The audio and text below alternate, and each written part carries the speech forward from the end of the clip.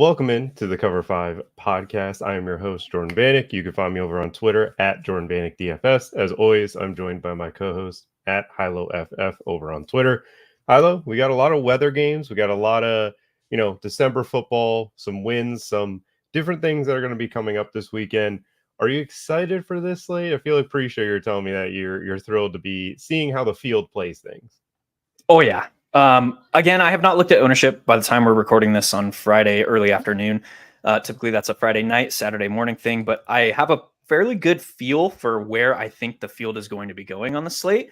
And I have a very strong feel for the fact that people are going to be scared away by the quote unquote scary weather. I would challenge everybody listening to this to not look at weather until Sunday morning, maybe Saturday evening. The reason for that is when we are going through our process and we start from a point of negative bias associated with weather, or this team cannot play, or something like Jared Goff home road splits, or something like Jared Goff on grass fields, or whatever like biases you want to talk about. When you start your process in the week from that point, you are very likely going to associate those spots with negativity in your mind. And that is just a standard psychological effect of the human brain. So if we break down a game with assuming like there's no weather, assuming there's no home road splits, assuming like if we just break down a game and do it from the standpoint of being as unbiased as possible, now we can react later in the week and come off of spots or lower exposure or do whatever we need to if gale force winds come in or if like whatever the case may be. We have a solid basis from which to deviate. If we go the other way, it's really, really hard to come back from the negative biases associated with that. So I'm not looking at weather at Baltimore. I'm not looking at weather at Chicago. I'm not looking at home road splits. I'm not looking at all these things that introduce these negative biases. So I'm going to talk about those spots today. Like there's nothing going on behind the scenes. And I gave you two games that are quote unquote weather games for that particular reason. So we're going to talk about them and we're going to break them down, dude. Yeah, I mean, from one aspect of it, there's one game that I like, and there's one game that, like, the data behind it, I'm not totally there with, but I agree that we should have different processes. And I actually chose two games with a dome because I you're a enjoy Sally, not having I'm just that kidding. there. But I mean, to be fair, I'm choosing a side that I don't think the field's going to get to this weekend. But let's get into it. Your first game, Detroit Lions against the Chicago Bears. Obviously, the Windy City, but we aren't here to talk about weather. So, Hilo, tell me what you like about this one. First of all, we got to start with the Detroit Lions. And this is a team where everybody watched them in the first game of the season come out on national television on Thursday night against the Kansas City Chiefs and hold Patrick Mahomes to 20 points. Then over the next 6 weeks, we were like, this Detroit Lions defense is legit. They are awesome against the run. They are forcing takeaways. And that is not where this Detroit Lions defense is right now. This Detroit Lions defense, well, look at the 4 previous games that have involved the Lions have averaged mean 62 points scored over their last 4 games. And that includes a 79-pointer 3 or 4 weeks ago. This team is being forced to score points, to outscore their opponents. And that's like, yeah, obviously you win football games by outscoring your opponents, but there are very different ways that NFL franchises go about doing that. This team has been forced to keep their foot on the gas and basically like breeds offensive environments or good fantasy conducive environments. So that's where I'm starting from the spot. It's not the weather. It's not like the Lions can shut down the Bears. It's like this Lions team is harboring elite fantasy environments. And I want a piece of that. That then led me down the road of like actually looking at home road splits, because that has been a major talking point for Jared Goff over his career, particularly in Detroit. And it was like last year they had these extreme home road splits. Was it because was it because it was dome versus not dome? Was it be indoor outdoor? Was it because of turf versus grass? Whatever. Everything was thrown at this team about like trying to talk about hammer down their home road splits. You look at this season there are 7 teams that are averaging 27 points or more this season. It's the Dallas Cowboys, the Miami Dolphins, the San Francisco 49ers, Philadelphia Eagles, Buffalo Bills, the Lions, and then Baltimore Ravens. Of those 7 teams, the Detroit Football Lions have the smallest home road splits delta. San Francisco 49ers are first. They average 30.2 points at home and 28.7 on the road. The Lions are at 28.7 at home, 25.8 on the road. You talk about that road scoring, that's more than Dallas Cowboys are scoring on the road. That's more than the Philadelphia Eagles, the Buffalo Bills, more than the Ravens. So I think it's a game outdoors. We can't play the Lions because Jared Goff struggles on grass or in the weather or whatever the case may be. When it's a sublexing moon, I don't know, dude. I don't buy into that stuff. So what I see is a Lions team that is being forced to put up points. They are giving up points. And that's kind of the starting point for me. From a DFS perspective, though, I don't even want to play any of the Lions pieces. This is an offense. You look at over their last 4 games, again, the games that are averaging 62-point totals.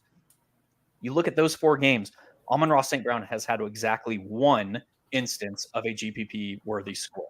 Sam Laporta, exactly 1 instance of a GPP-worthy score. Jahmyr Gibbs is the only other player that has put up a GPP-worthy score in those 4 weeks. Why is that? Because of the way that this offense is designed. They have extreme red zone rush rates, and we know now it's a split backfield between Jahmyr Gibbs and David Montgomery. We have David Montgomery #revenge game here. We have Amon-Ra St. Brown, who is being utilized in a modest A-dot role. We know is super consistent in that role, but he has exactly 2 games all season where he's gone over 100 yards and scored a touchdown. He's priced above 8K. It's like, do I want to play Sam Laporta as the second, third highest priced tight end on this slate where he has 2 games all season of fantasy viability? No, not really. But the Lions are probably going to score points in this spot because that's how they are forced to win, and they are chasing the top overall seed in the NFC. 9-3 record by outscoring your opponents. That's awesome. I want more of that. So that kind of leads me to now. This is only the second or the third game all season where all of Khalil Herbert, Dante Foreman, and Roschon Johnson have been healthy for the Bears. In the previous 2 spots, it was this messy 3-headed time split. And that's what I expect this season now that Foreman has gotten in back-to-back full practices to start the week off his ankle injury. So I can't go to the backfield. Justin Fields has 3 straight games against these Lions with over 100 yards rushing. That's pretty crazy. That includes this year where they're transitioning to a more heavy presence of pocket passer for Fields. So Fields immediately, 6,800 jumps to the top of my page here at quarterback. You look at his 2 primary pass catchers. We're not going to the backfield. DJ Moore and Cole Kmet. What they have done. They have accounted for 11 of the 12 passing scores this season. 11 of 12 Fields passing touchdowns have gone to DJ Moore and Cole Kmet. They have combined for over 40% of the red zone targets, with Cole Kmet pushing 28%, which is insane. They have combined for over 50% of the available air yards on this team. They have combined for over 40% of the total targets on this team. So I got to place one bet. I got to just bet on the offensive success from the Chicago Bears coming through the air. And I can get 3 pieces right on a roster in a week where upside is very, very difficult to come by. I just want to play Justin Fields with DJ Moore with Cole Kmet. And we didn't even talk about the fact that DJ Moore, 5 of his last 6 games with a healthy Justin Fields, he's gone over 100 yards. So everything just aligns for me to just get access to this game environment. Again, we're not talking about weather. We're not talking about home domes or whatever the hell you want to talk about. This game sets up as the potential for extreme upside. And I think you can do it smartly and get access to that just by playing the Bears. I agree with this take. This is a game where I'm not really afraid of Hey. that weather as well, because guess what? When it's not windy, that means Justin Fields probably run the football. And the only thing that scares me is the play calling of the Chicago Bears. I get the idea of Brian Flores blitz every play, let's throw screens every play, but my God, was that just terrifying to watch. I also think, like, if you're the Chicago Bears, you now have a 2-game lead on the number 1 pick. You're sitting in a spot where, like, you still want to figure out what Fields is. You also Yeah. want him to look better because that ups everything for you trade value wise. So let's open up the playbook. Like, let's give him more options to go with the football. And I believe they're coming off of a bye week as well, so that thumb's Mhm. probably fully healed. Given the length of time that they've been off, the Detroit Lions didn't stop playing football since they had their first game, and the Bears have just had that game to look back at and try to figure out, what do we want to attack, how do we want to attack it. And the one thing about the Bears defense that I'll say is they're much better since they've gotten Montez Sweat. It seems like they can kind of run Eberflus' scheme, and for God knows why, Jared Goff against that Tampa 2 did not see the linebackers. I have no idea what he was looking at during that game, but the interceptions that he threw were just awful. Yeah. I do think that this game is just easy to get to the Bears, and I think from a run back perspective, you don't need to overstack the Lions. You just pick the one that gets it done. I do think that Jahmyr Gibbs is the guy that I would have most interest to, just because of the explosiveness from him. But Amon Ra from a high reception total, and I wouldn't go to Sam Laporta. I can't do it. I can't do it in this matchup. But I would say Amon Ra or Gibbs is probably the where I lean. It's similar to what I did when they played the first time around. That was exactly how I was attacking that game. That was the way I wrote it up and the way that I played it. So I'm here for it. I think you should have some interest in Darnell Mooney. I don't think it's a must love like get to spot. But again, we want Fields to have the explosive game.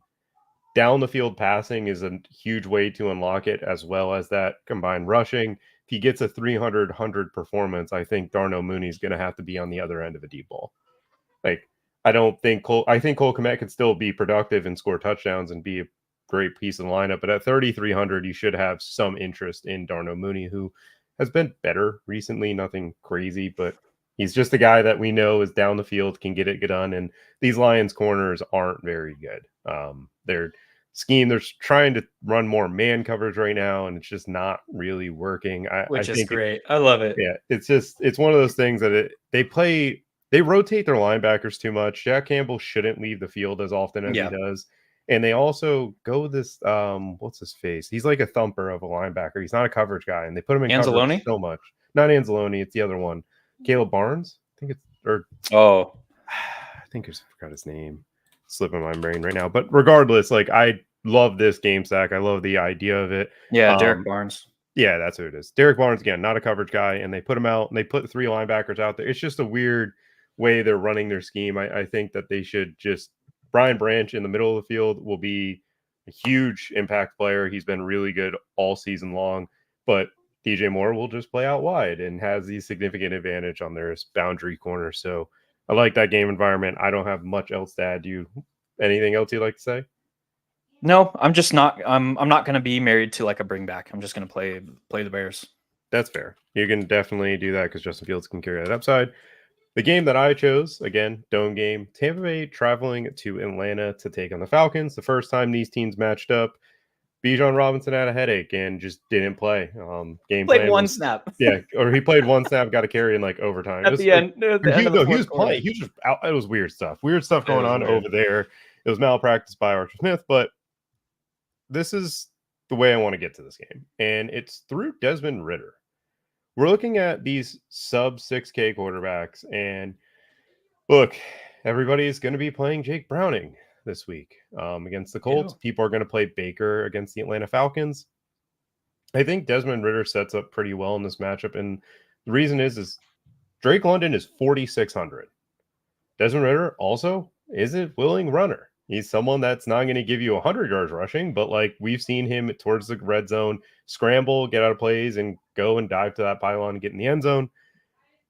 Tampa Bay Buccaneers secondary is atrocious right now. We have Vita Vea on the DNPs back-to-back days. We have Devin White DNPs back-to-back days. We have Levante David on the injury report. I think Carlton Davis is on the injury, or Jamel Dean's on the injury report. Their entire defense is on the injury report.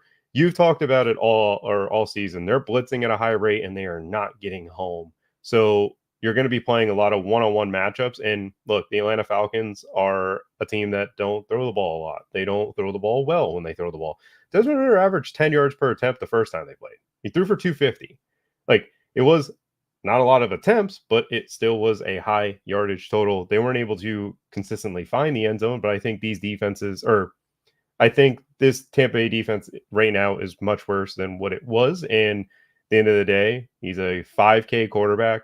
The way he gets there is through a 4,600 receiver. And then you have on the other side, Kyle Pitts, who's 3,700. Like, you can get these players and then just jam in studs on throughout the rest of your lineup and get a bunch of pieces to games you want. Where if you want to go with Jahmyr Gibbs and DJ Moore, it's very easy to get to as a mini stack. Like, you're capable of getting to so many places with doing that. Tampa Bay Bucks live in cover 3. Desmond Ridder is not as bad against cover 3 as he is against some other coverages. I also think that Drake London has over a 22% target share against cover 3. He has a huge target share when he is blitzed. Like, everything to me points to the Falcons, with Drake London being an easy way to get to. And then the Falcons right now, they're playing a lot of cover 1. They're starting to get hurt all over the place on the defense, especially their defensive line. So they're trying to make up for that, or defense line and linebackers. So they're trying to make up for that by playing man coverage and hoping that the loaded people in the box can help their run defense that was pretty great when Grady Jarrett and David Onyemata was playing. But now with both of them out, it's starting to decline and could get worse this upcoming week. So on the Bucs side of things, Chris Godwin and Mike Evans have over a 55% target share against cover 1. Mike Evans is significantly better than Chris Godwin against cover 1 because of the deep stuff that he's able to get. AJ Terrell is a guy that's questionable this week. And we've also seen him get put in man-to-man situations where he's just getting beat down the field. Baker Mayfield is a guy that loves targeting Mike Evans. Mike Evans is just consistently finding his way over 1,000 yards. So you could pay up to the 7,700 Mike Evans if you wanted to full-on game stack. And you could also just play Rachaad White too. Rachaad White is consistently getting all of these touches. I just told you that the Falcons are missing 2 key defensive linemen on their side of the ball. That he didn't run well in their first matchup, but there's a good chance that he could run well in this matchup. This game doesn't have a high over-under. I do not expect it to be popular. I think Drake London will be popular because of the price point that he's at, and I think it's just, frankly, a misprice. Like, I get that the Atlanta Falcons don't throw the ball a lot. I understand that they're not a great offense, but he's cheaper than Jerry Jeudy right now. That doesn't feel right at all. Like, I don't expect him to be, 7K, 8K, but like, I feel like Drake London should be around where Zay Flowers is at the 5,600 mark. Obviously not the same type of offense, but Lamar Jackson hasn't exactly been the best passer in the NFL this year. So for me, I think Drake London just malpractice pricing. Definitely stacking Desmond Ridder with him, and I don't mind Kyle Pitts or Jonnu Smith. Both of them lead to Desmond Ridder having a great game. Hilo, how are you feeling about this matchup? Yeah, I think the best, there's 2 things that make this spot potentially interesting. The first is the winner of this game jumps to the top of the NFC South. Yes. Yeah. So, I mean, whatever that means. The winner of this game jumps to the NFC South, which it could be, if it's the Buccaneers, it could be a 6-17. So let that sink in real quick. And why is that? Because they'll own all the tiebreakers. They'll be tied in head-to-head. They will have the same divisional record at 3-1. They'll have and then the Buccaneers will have the better conference record. So that's the playoff picture. So that's at least interesting. And the Falcons at 6-6 have gotten to where they are at the top of the NFC South by beating their divisional opponents. They're 3-0 against the NFC South this season. So does that continue? Whatever. And that's like upside scenario number 1. The other part of that is both of these offenses have now become extremely concentrated. For Tampa, Chris Godwin has not seen more than 7 targets since week 6, 7. What is it? I don't know, something like that. Been a while since week 7 against the Atlanta Falcons. And Cade Otton is a guy who is on the field almost every offensive play, but he's not seeing targets. His targets per route run rate is extremely small. I played him once all season. It was the magical game where he had 2 touchdowns. Got lucky on that one. But he's just not seeing targets. He has 1 game over 6 targets all season. That was that 9 target game against Houston. And it kind of was just a nod to that game environment. Yeah, he's not going to get targets in man coverage. Like if Baker Mayfield sees man coverage, he's going to Mike Evans or it's Godwin. Just so their offense is just Mike Evans and Rachaad White right now. Yeah, it's an extreme. Like Rachaad White has weekly upside to see 25 plus running back opportunities. Mike Evans very clearly is the alpha in this offense, particularly against man coverage, like you mentioned. I think his targets per route run rate against man is like 35%. I have to double check that, but I think I saw that this week. It's very high. And also, just to add to the Desmond Ritter's idea of why I'm playing him, against a cover 3 blitz, which again, Tampa Bay plays extreme rates of cover 3. They also bring 5 when they play cover 3 at a high rate. Desmond Ritter is averaging 9 yards per pass attempt. It's one of the top numbers in the NFL. And again, Desmond Ritter is not a great passer, but he can throw against what the Tampa Bay Bucks are doing, and it is through the tight ends, Kyle Pitts, and maybe Bijan a little bit to an extent. But again, with all the injuries to Tampa Bay, I think Tampa Bay is still going to load the box against Atlanta. Like the concept of beating Atlanta right now is just load the box, don't let Bijan beat you. Atlanta will eventually beat themselves. And if you're doing that, then you're giving Zion McCollum one-on-one with Drake London or Kyle Pitts, because they'll split him out occasionally. Yeah. They'll do some stuff like that. And then that's a mismatch. Like, I don't know.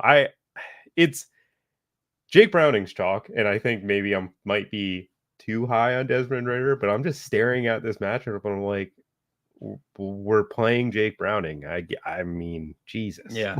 Like, what are we doing here? I would say maybe you are too high on Desmond Ridder. And the reason is, like, we know what the Falcons are trying to do. Like, they're trying to shorten games and they're trying to win dirty. If you look at Desmond Ridder's pass attempts this season, they're only opening him up when they're playing from behind.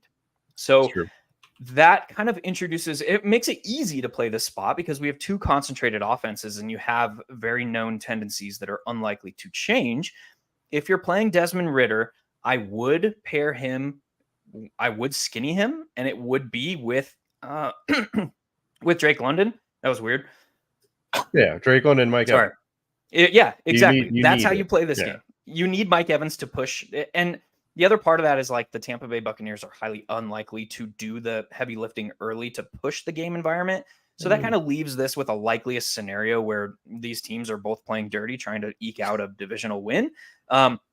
But the fact that we're not getting ownership here, or I don't think we are, you'd have to double check me on that. It's not high. I can't believe it. It's 40-point over under too. Like the projection models will be going to the 43-point over under because that's so much better in Cincinnati. Well, it is. It is. But it's not significant. It's not. This is a spot where I think you can take shots in single entry. I think you can take shots in MME. Yeah. I am more interested in a Mike Evans plus Drake London mini correlation because of the presence of all the elite quarterbacks on this slate. I mean, we have Patrick Mahomes, we have Josh Allen, we even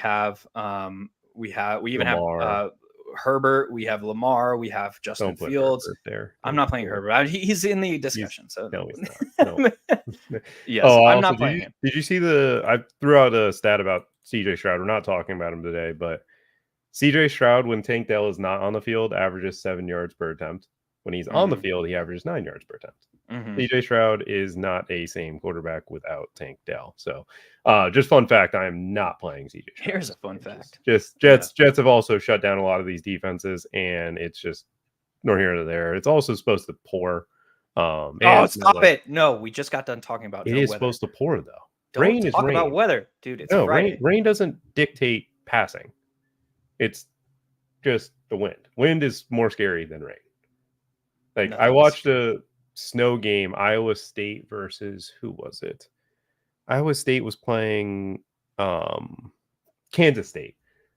snow game, you couldn't see the numbers on the field. Like they had to, like, it was cool, really cool sight. Game was like 52-46. Like Iowa Yeah. State scored like 6 50+ yard rushing touchdowns or some crazy nonsense like that. But anyways, besides the fact, let's move forward. Yeah, we Let's go to our digress. next game there.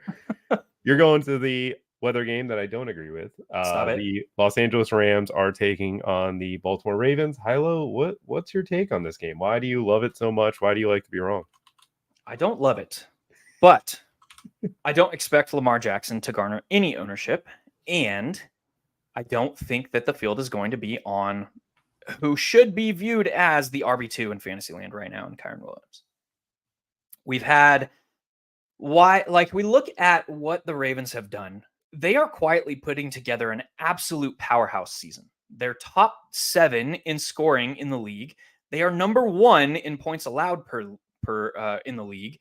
And they are and they're doing it through injuries, massive injuries. But we look at the composition of their defense and kind of what is allowing them to do that. They are now healthy in the secondary.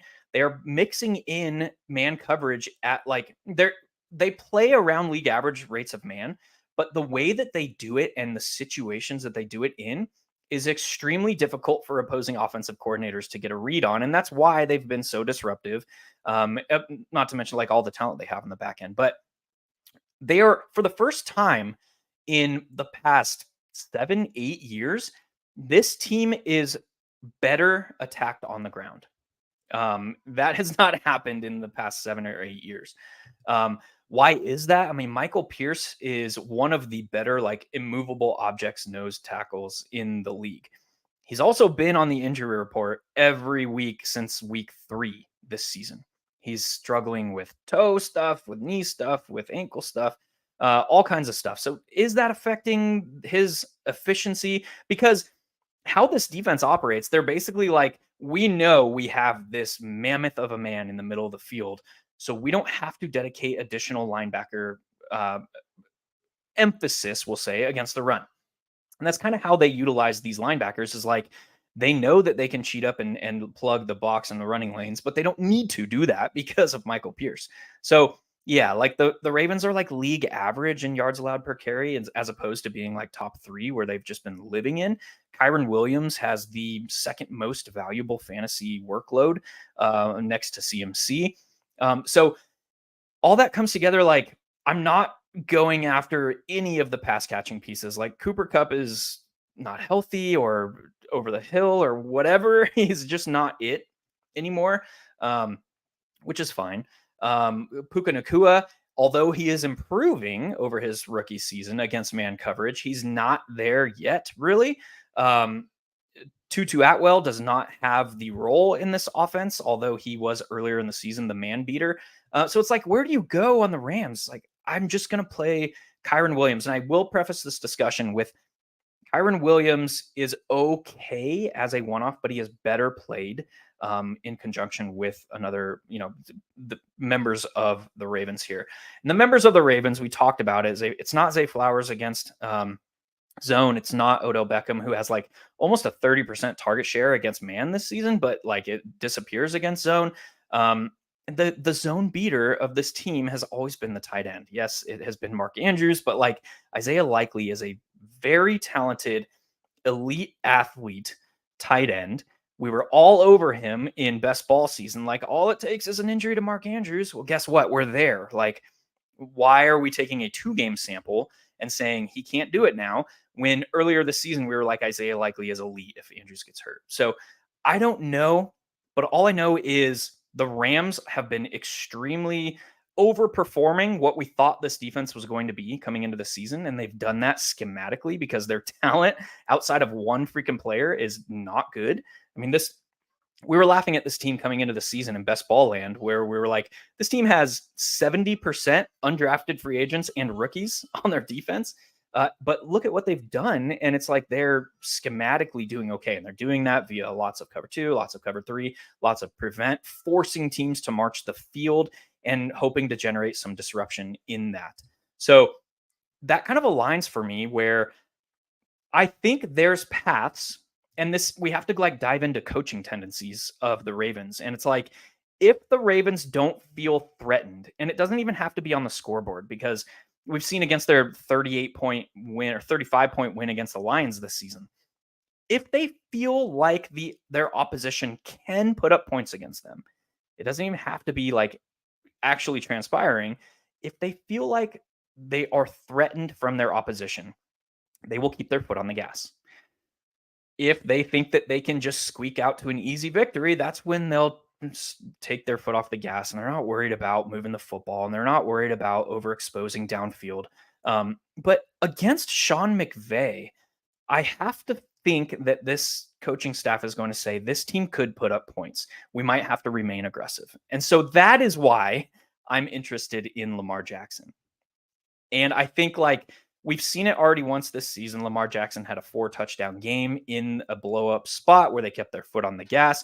2 of the scores came on the ground, and the other 2 went to Mark Andrews. So I think it's at least interesting to build something like Lamar Jackson plus Isaiah Likely plus Kyren Williams. I think it's at least interesting to play Lamar Jackson with Isaiah Likely as a skinny with no bringback, for the case that they just keep their foot on the gas against an opponent that they feel like can score points. I think it's at least interesting. That's kind of the process that led me to it. Yeah, there's weather. It's scary. Yeah, there's the fact that the Ravens don't really have anybody that can perform against zone. It's most likely to be Isaiah Likely. That doesn't guarantee success. I think that Isaiah Likely is going to be rather chalky on the slate, or he's going to garner ownership. But I think that if you play him smartly in anything other than a one-off, I think it's okay. That's my take. So first off, I thought you were going to go to the Rams passing game, and I was going to No. No. Negatron. Okay, so the fact that you're just attacking it from the Lamar Jackson side of him rushing elite quarterback on the slate, and then the idea of just Isaiah Likely and then Kyren is, that's viable. Kyren is getting elite usage, and if the field is going to play Austin Eckler over Kyren Williams, I will play Kyren Williams, because Austin Eckler right now is just not a very healthy football player. It doesn't look like Austin Eckler anymore. Yeah. But yes, Kyren Williams has elite usage, and like he's going to get 20, 25 touches. Like even if it gets become like a negative type game script, like he's a pass catcher, and the Ravens are not exactly the best defense to play your running back against, but if it's competitive, like he's going to get red zone usage, he'll find his way in the end zone, because the Ravens defense schematically they're just built different. They kind of guess they pattern match at the highest or best rate in the NFL. Pattern matching is basically just seeing how they release and guessing what routes they're going to be running. And Kyle Hamilton is a huge piece to unlocking all of that. And then Kyle Hamilton just playing unbelievable football right now. Last year, I was a little disappointed because I thought very highly of him. And this year, I'm extremely just proud to say that he is who I thought he would be. Yeah. And Marlon Humphrey, I believe he'll be totally fine with his calf injury. He's been practicing in full. They've had a few guys with like illness, but they feel like they always get sick in December. It's just one of those things with Lamar Jackson. He just gets the flu. But yeah, Isaiah Likely and Lamar are fine. I don't think you need to go to like Odell or Bateman or any of these guys, because I don't see the ceiling in the matchup. I think the field is going to be playing Zay Flowers a ton. Yeah. And just based off of his price, I don't love that. I know Zay Flowers is $5,700. That's pretty cheap. But the way that Zay Flowers has just been used, he gets used in a lot of like, hey, catch the ball and do stuff. Not, hey, get the ball down the field and then do stuff. And that is just not what I want for my player. And some of the players that he's around are just in much better spots, like Rashee Rice, who's 5,400 against the Bills team. That's going to be a high-paced game. Gabe Davis, who I feel like has 17 touchdowns against the Kansas City Chiefs in the last 4 or 5 matchups. T. Higgins against the Colts at 5,900, who, he didn't ball out on Monday night. His first game back from a hammy, but he obviously can catch a deep ball against the Colts, who have really bad boundary corners. So, yeah, it's an easy game. That's an easy way to play it. I don't hate it as much as I said originally. Do you have anything else you'd like to add there? Yeah, don't play Zay Flowers, man. He has 3 touchdowns on the season. 2 of them came last week. 1 rushing on an end around to end the game, where he should have just like gone down and iced the game, but he went into the end zone because he's a rookie. Yeah. Anyway, yeah. Then he threw the BK, dude. He threw BK flowers. But yeah. let's move forward to the next one. Denver taking on the Los Angeles Chargers. This is one of the games that I, early in the week, was spotted as a game that I would have a lot of interest in. And it's just because the Chargers, look, coverage-wise, you've seen the last 2 weeks, they've been good metrically. Well, the last 2 weeks, they played the Baltimore Ravens when they didn't have Mark Andrews, and it was clear that that was a problem for them. And then the New England Patriots with Bailey Zappi, and they don't have any talent. So those are 2 weeks where, for me, it's like, yeah, they held their opponents to 6 yards per pass attempt, but they weren't very good teams. The 2 weeks prior to that, 9 yards per pass attempt and 11 yards per pass, or huge pass attempts for Jared Goff and Jordan Love. Jordan Love's obviously been playing better, but simply put, the Chargers are running a lot of cover 1 and cover 3 in recent weeks. Russell Wilson is best against these types of coverages, and I expect them to run these types of coverages, because if they don't, they will just run the ball with Javonte Williams. And when they get these cover 1, cover 3 looks, it's pretty simple. It's 3 receivers that you get to play in this. You have Marvin Mims, you have Courtland Sutton, you have Jerry Jeudy. Courtland Sutton seems like the guy that's going to have to be a must just because of his red zone usage. He seems to always catch a touchdown, and he is the guy that Russell Wilson trusted in contested catch situations. But I think it was Sean Payton this week came out and said, like, Jerry Jeudy's getting open. We need to get on the ball. Yeah. And that was go ahead, sorry. It was a weird way to say Russell Wilson's not seeing the field. Yeah. And when I watched, I had to go, and he's right. Jerry Jeudy is getting open. So is Marvin Mims. Like, stop it. They are. Marvin Mims I was know. overthrown on that bomb. I know. Oh my God. But I know. I played that game.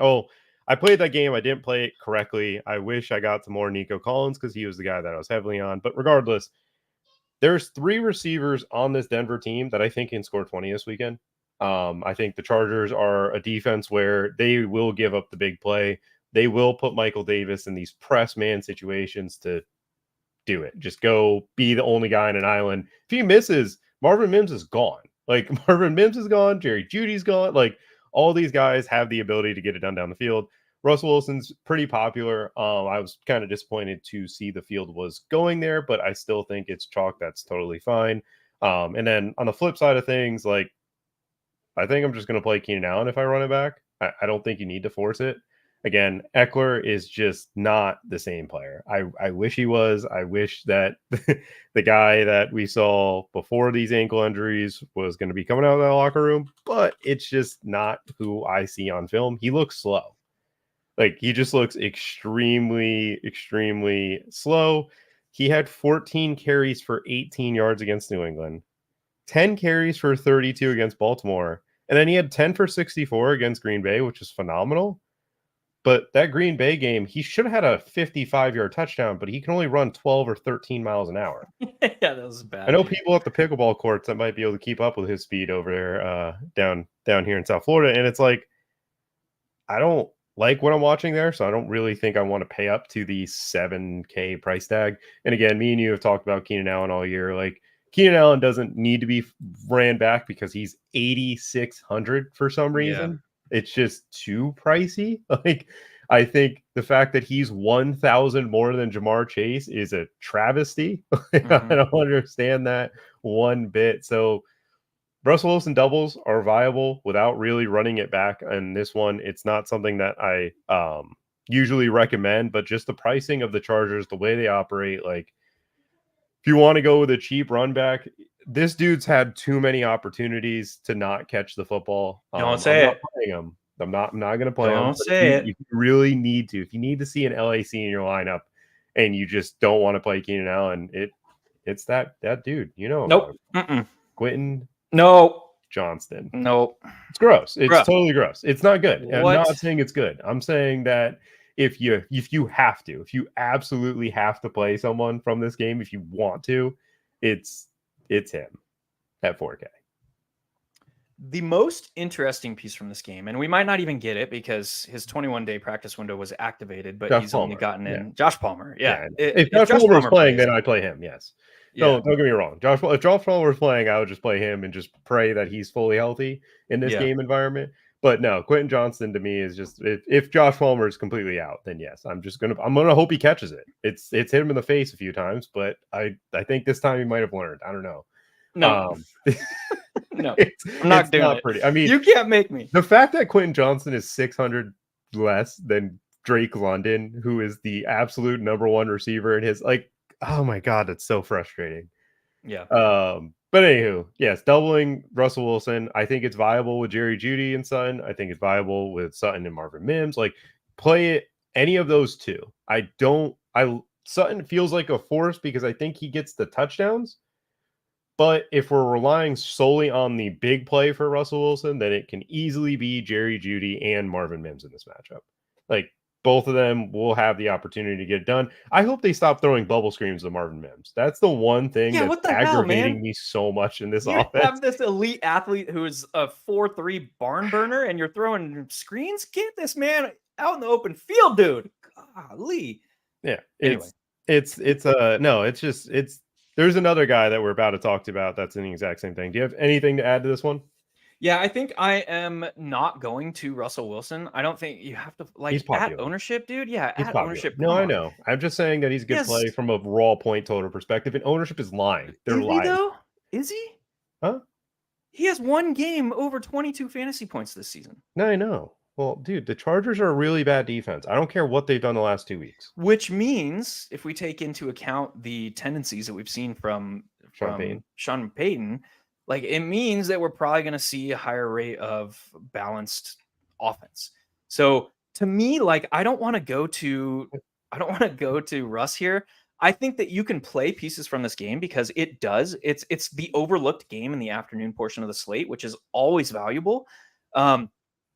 I would like it's Jerry Jeudy one off. It's Marvin Mims one off. It's Yeah, that's fine. maybe one of those guys plus Jordan or Joshua Palmer if he comes back. And that's kind of the extent. Like, I don't think you need to involve the quarterbacks. I don't think you need to go to maybe Javonte Williams. Maybe Well, that's why I don't believe in Russell Wilson's projection because Javonte's coming in as the fourth chalk running back.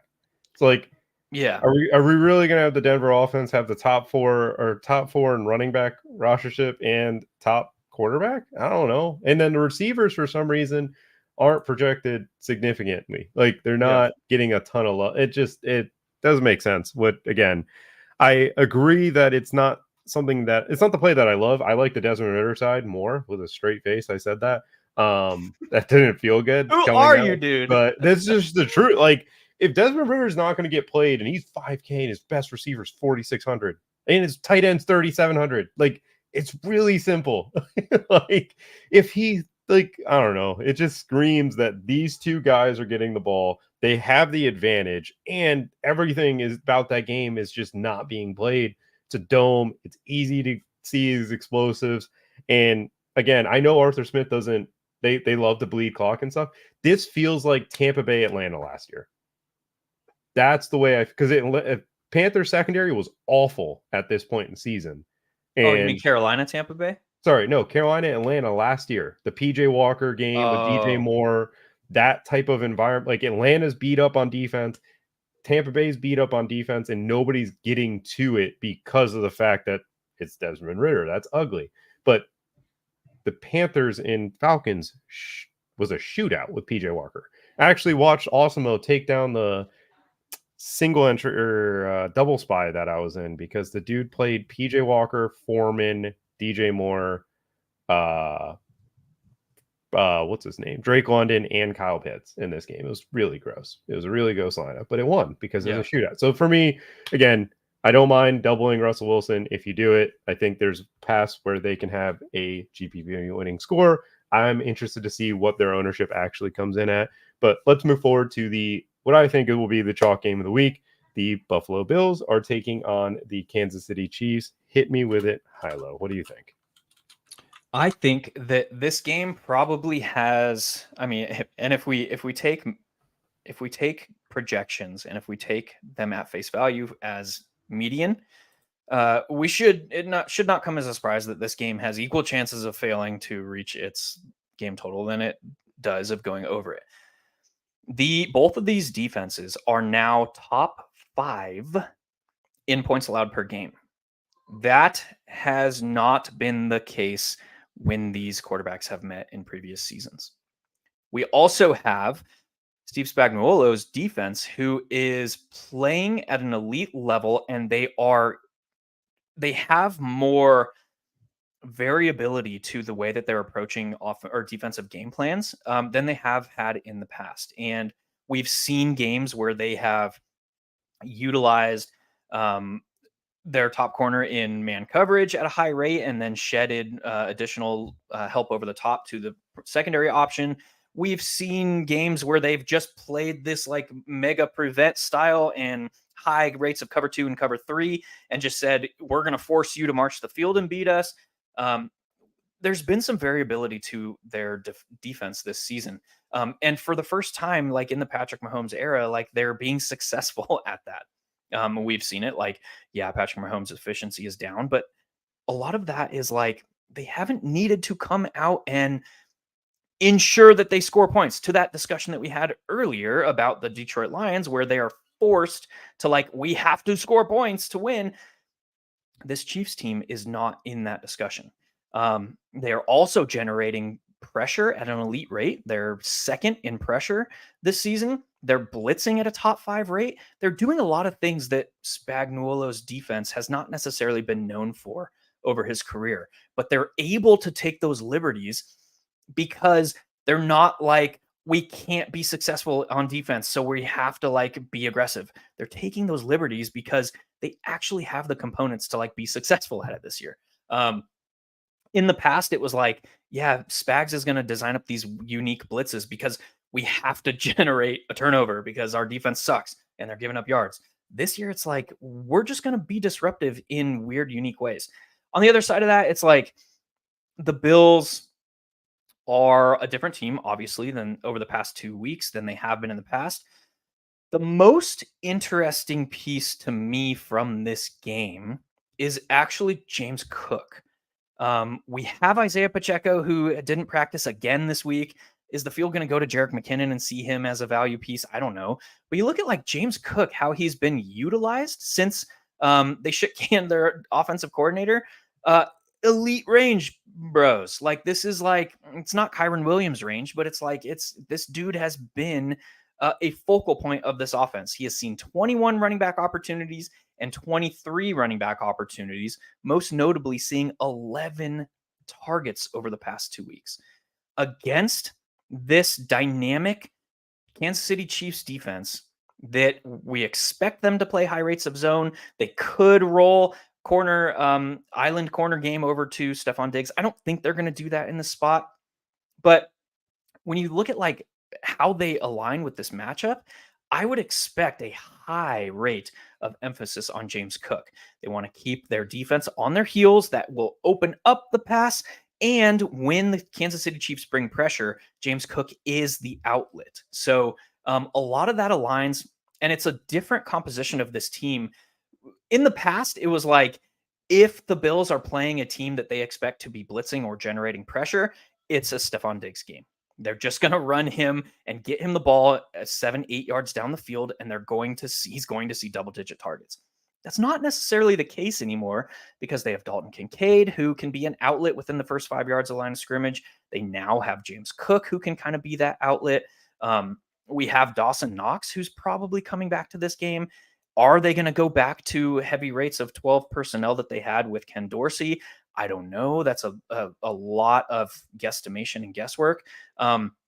So does that affect Khalil Shakir's snap rates and involvement? There's just a lot of moving pieces. But if we single out one player from this game, it's probably James Cook. And I have to get the feeling that he's not going to be owned as the highest player from this game. I absolutely love James Cook as well. I was looking at like the game log since Joe Brady's taken over. Again, small sample size. He doesn't get goal line work. Josh Allen does. That's just part of life. That's been the way that running backs get treated in Buffalo. But why can't he give it to James Cook in this? Well, he's seen every goal to go situation. Every snap, yes. Goal to go, he's been on the field.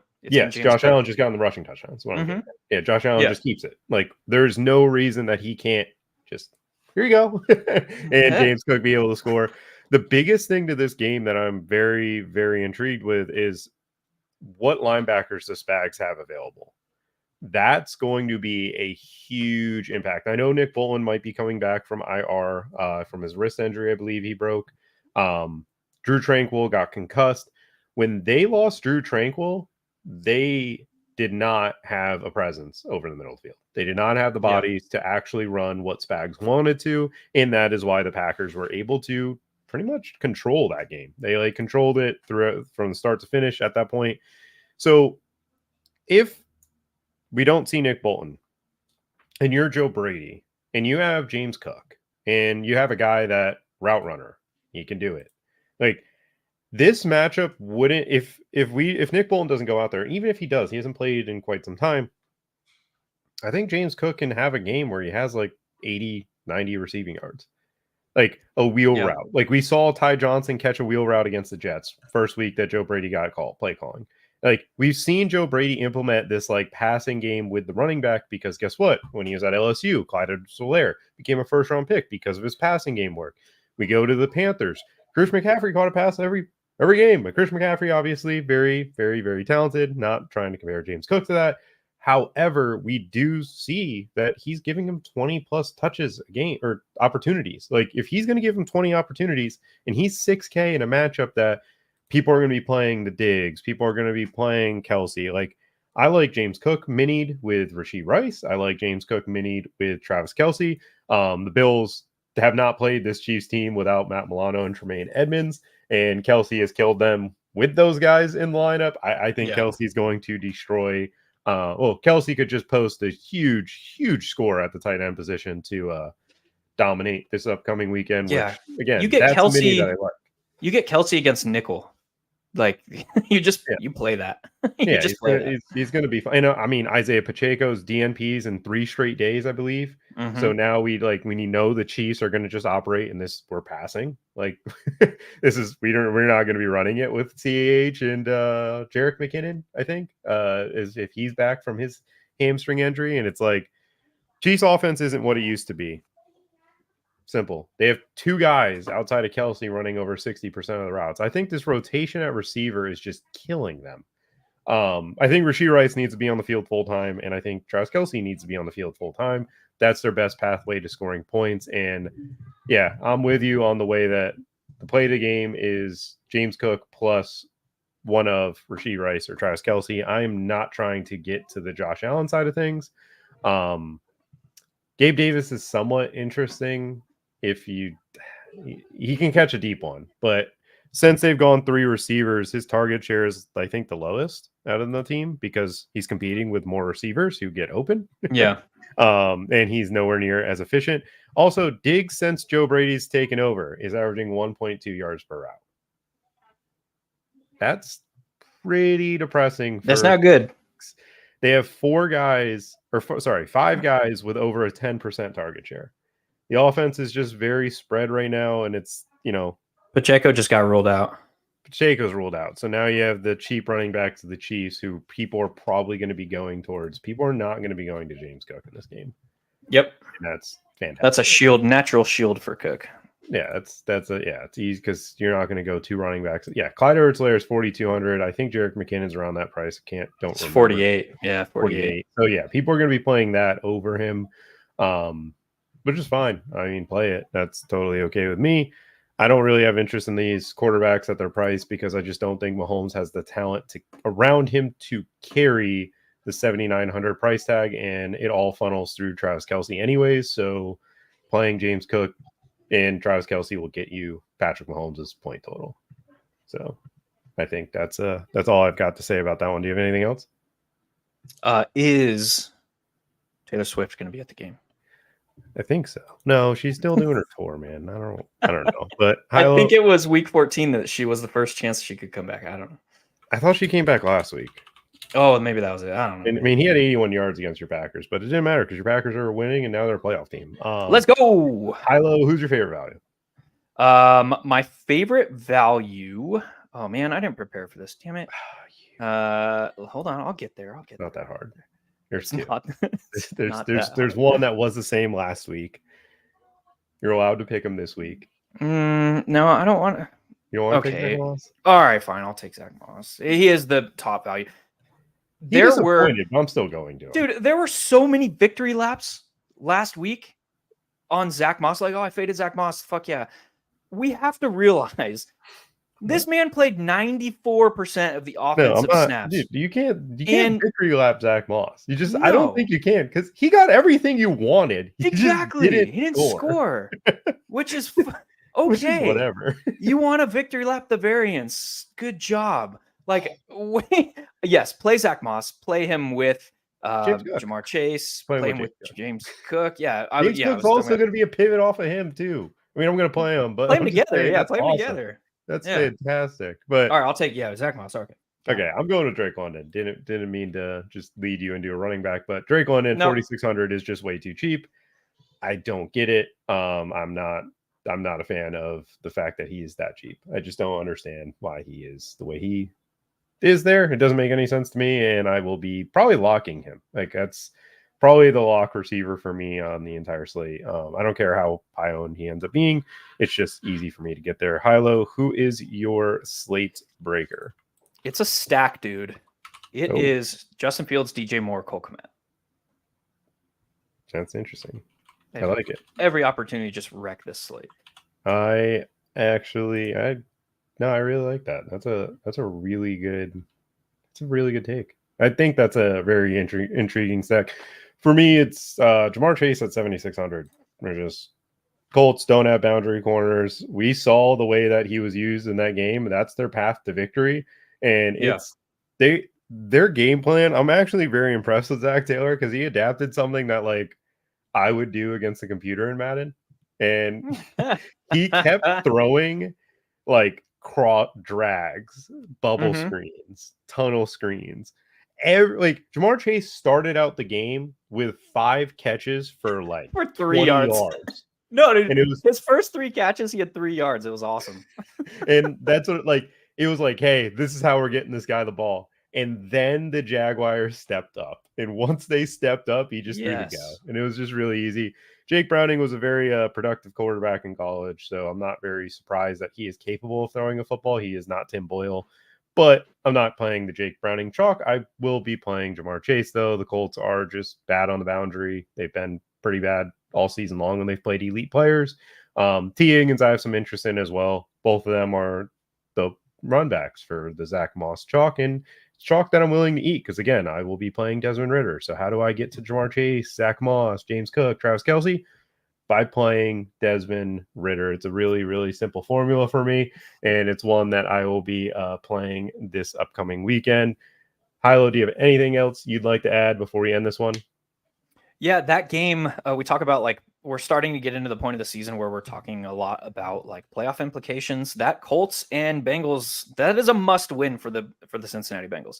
They have to win this game if they want to back into the playoffs. So this is a prototypical like Zach Taylor has to be aggressive spot. Play Jamar Chase. I like that call. That makes a lot of sense. And the Steelers just lost to the Patriots because football doesn't make any sense if Steelers. It makes sense. Teams. Mike Tomlin is not good coach, but anyway, we digress. Oh, wow. That is the way we'll end the show. Thank you guys for tuning in. Be sure to check out Hilo's piece on a lot of his thoughts on the chalk, and then my main slate tournament piece and everything we've got going on at the33rdteam.com. I'm your host, Jordan Vanek. You can find me on Twitter at Jordan Vanek DFS. As always, co-host at Hilo FF. Hilo, let's win a GPP, and let's have a good time this weekend playing Desmond Ridder.